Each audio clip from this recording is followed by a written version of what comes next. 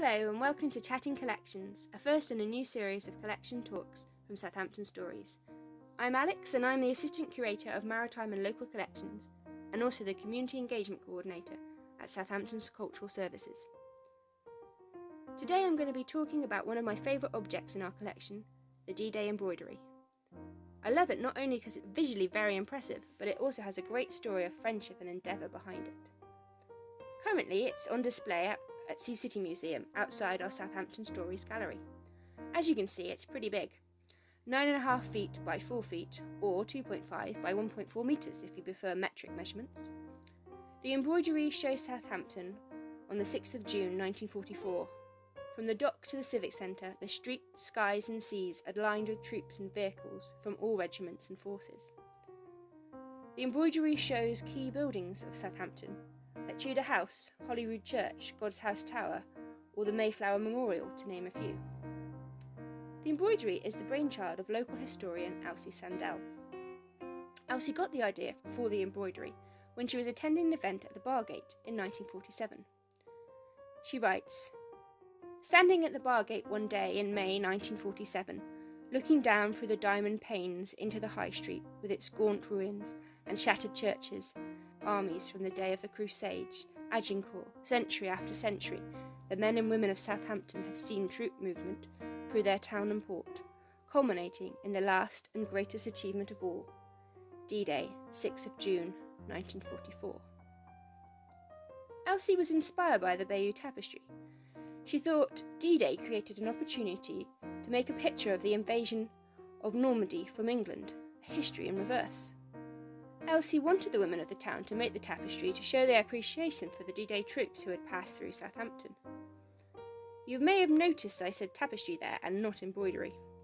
Elsie's original idea was a tapestry, but because of the technical difficulties, the lack of wool after the war, and the traditional methods involved, for instance using a loom to create the picture, a tapestry was not possible.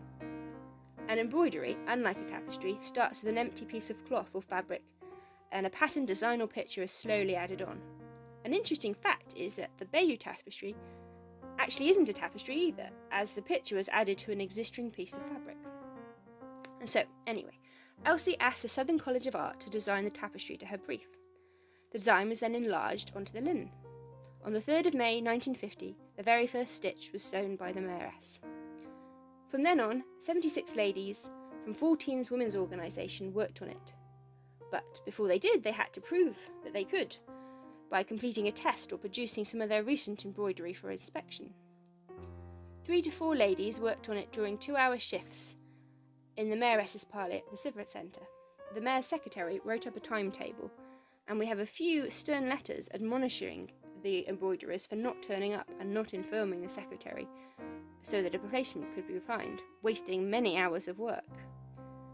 It took about an hour to do 1 square inch, and as it's about 38 square feet, it's probably about 5,472 hours of work went into making the embroidery.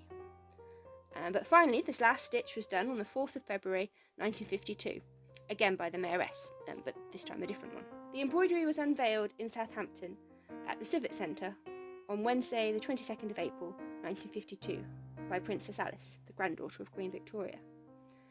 Elsie and the embroidery became quite famous, and she even appeared with it at Alexandra Palace on a new programme called Leisure and Pleasure, targeted at women.